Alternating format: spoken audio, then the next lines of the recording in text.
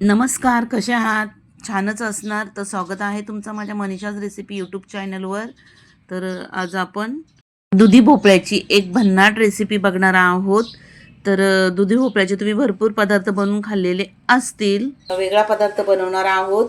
तर इथे मी कोवळा असा एक दुधी भोपळा घेतला आहे. तर यातला मला हा एवढा पूर्ण याचा नाही मी बनवत, तर मी यातला अर्धा दुधी भोपळा कट करून घेते आपल्याला जो पदार्थ बनवायचा आहे त्याच्यासाठी. आणि आता हा भोपळा आपल्याला असा सोलून घ्यायचा आहे. दुधी भोपळा हा सोलून आणि स्वच्छ धुवून घेतलाय. तर आता आपण त्याला ह्या ग्रेटरने किसून घेते. तुम्हाला पाहिजे तर तुम्ही मिक्सरमधनं पण हा बारीक करून घेऊ शकता. हा दुधी भोपळा आपल्याला असा हा किसून घ्यायचा आहे. जसं आपण दुधी भोपळ्याचा हलवा वगैरे बनवतो त्या पद्धतीने आपल्याला हा किसून घ्यायचे. तर इथे तो अर्धा दुधी आपला किसून झालेला आहे. आणि थोडा जरी वेळ झाला तरी तर हा दुधी काळा पडतोय. तर आपण बनवायला सुरुवात करूया. तर गॅसवरती मी पॅन ठेवलेला आहे ना, त्याच्यामध्ये आधी मी 2 चमचे इतकं तूप टाकून घेते.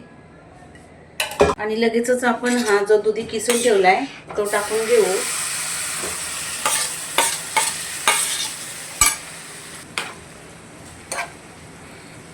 फ्लेम स्लो टू मीडियम करायची आहे. आता इथे मी वाटी, छोटी वाटी आहे तेवढी 1 वाटी गूळ घेतलंय. गूळ टाकून घ्यायचा आणि थोडंसं चवी मीठ टाकायचं आहे, 1-2 चिमटी इतकं, कारण मिठाने गोड पदार्थाची टेस्ट वाढते. आणि हे गूळ आपल्याला याच्यामध्ये छान असं या गुळामध्ये हा दुधीचा किस पूर्ण आपल्याला शिजून घ्यायचे. इथे मी एक जायफळ घेतलाय, त्यातला अर्धा जायफळ आपण याच्यामध्ये किसून टाकणार आहोत. अर्धा जायफळ मी किसून टाकलाय. 1 चमचभर इतकी खसखस. तुम्हाला जर खसखस नसेल टाकायची तुम्ही स्किप पण करू शकता. आणि अर्धा चमचभर इतकं वेलची पूड. आणि हे सगळं आपल्याला मिक्स करून घ्यायचंय.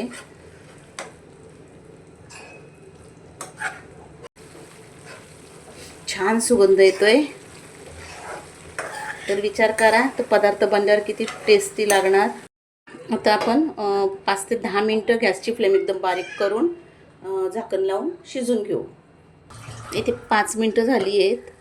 आपण झाकण काढून बघूया.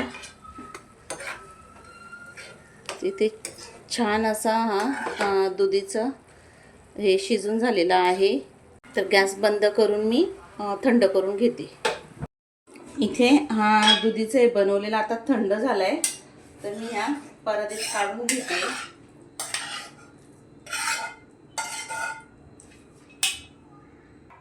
आणि ह्या बॅटरमध्ये जसं पीठ मावेल तसं आपण याच्यामध्ये थोडं थोडं पीठ टाकून घ्यायचं. हा पीठ मी गव्हाचं पीठ घेतलेला आहे आणि तो चाळून घेतलेला आहे. आता जेवढं पीठ बसेल तसं थोडं थोडं पीठ आपण याच्यामध्ये टाकून घेणार. कारण आपण जसे भोपळ्याचे घारगे वगैरे बनवतो त्या प्रकारचे आपण ह्या आज बनवतोय.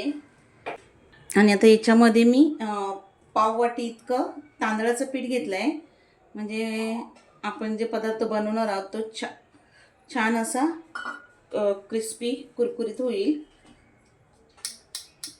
मी चाळून घेतलंय. आता आपण हे सगळं मिक्स करून घेऊ.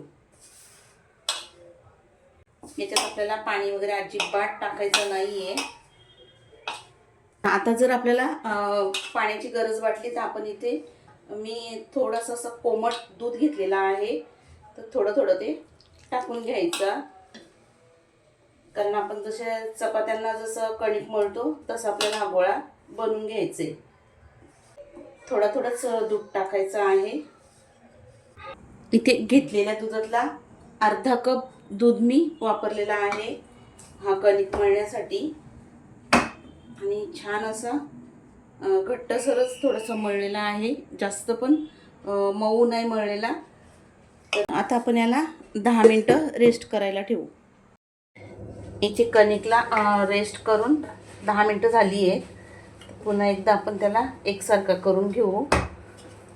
आणि आता आपण याचे आपल्याला पाहिजे त्या आकाराच्या आपण पुऱ्या लाटून घेणार आहोत. गोल गोल मी हे असे करून घेते. इथे सगळ्या गोल गोल पिठाचे बनून झालेत लाटण्यासाठी. आता मी ह्या पुऱ्या लाटून घेते. किंवा तुम्ही एक मोठी चपाती लाटून कटिंग करू शकता. आणि जास्त पातळ लाटायचे नाही आहेत, आपल्याला हे जाडच ठेवायचे आहे थोडे. तर इतके जाडसर आपल्याला ही पुरी लाटून घ्यायची आहेत. तर अशा सगळ्या मी लाटून घेते. अशी लाटून मी ह्या वाटीच्या मापाने कट करून घेते. म्हणजे छान अशा गोल आपल्या ह्या पुऱ्या तयार होतील.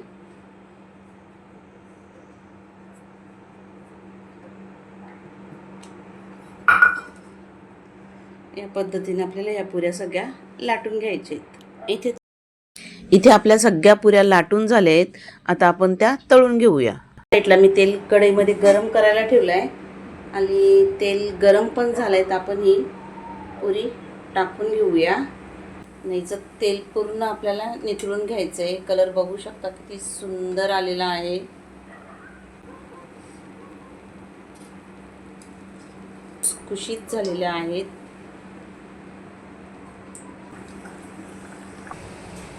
छान अशी टम्म फुगलेल्या दुधी भोपळ्याच्या घारगे पाहू शकता. जबरदस्त ते फुगलेत. तर दुसऱ्या साईडनं पण छान असं गोल्डन कलर होईपर्यंत आपण त्यांना तळून घेऊ. तुम्ही यांना दुधी भोपळ्याचे घारगे किंवा पुऱ्या असंही म्हणू शकता. इथे आपले दुधी भोपळ्याचे घारगे किंवा पुऱ्या सगळ्यात तळून झालेल्या आहेत आणि तुम्ही पाहू शकता त्यांचा रंग वगैरे किती सुंदर आलेला आहे. तर एक मी तुम्हाला तोडून दाखवते. एकदम मस्त अशा टम्म फुगलेत. आतपर्यंत त्या एकदम छान तळलेत आणि एकदम अशा खुसखुशीत झालेल्या आहेत. पाहू शकता हे बघा, इतक्या खुसखुशीत झालेत. हे खूपच एकदम सॉफ्ट अशा. आणि ह्या तुम्ही प्रवासात वगैरे पण नेऊ शकता. छान 8-10 दिवस जातात, खराब होत नाही आहेत आणि चवीला पण एकदम जबरदस्त आहेत. जर तुम्ही एकदा ह्या पुऱ्या बनवल्या तर नेहमी या पुऱ्या बनवून खाणार, गॅरंटेड. आणि आशा करते आजची रेसिपी तुम्हाला नक्की आवडणार. आणि रेसिपी जर तुम्ही पहिल्यांदा पाहत असाल तर लगेचच माझ्या चॅनलला सबस्क्राईब करा. बाजूला असलेला बेलचा बटन दाबा. आणि रेसिपी थोडी जरी आवडली तर लाईक करा. तुमच्या मित्रमैत्रिणी परिवाराला शेअर करा. आणि आजची रेसिपी तुम्हाला कशी वाटली ही कमेंट करून मला नक्की सांगा. रेसिपी शेवटपर्यंत बघितल्याबद्दल मनापासून धन्यवाद. तर चला पुन्हा भेटूया अशाच एखाद्या जबरदस्त आणि मस्त रेसिपी सोबत. तोपर्यंत मस्त